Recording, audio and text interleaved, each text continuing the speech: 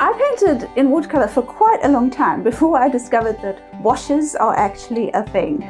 Washes are very, very cool, really fun to make, and really important as a fundamental skill. So in this class, we're going to look at 3 types of washes, how to make them, and then we're going to use the wash in a little painting of a sky and add some birds. I'm Kat and Jennifer. I'm an artist and in-person watercolor instructor and a top teacher on Skillshare. This is a quick fundamentals washes class for beginners, so I hope you will join me.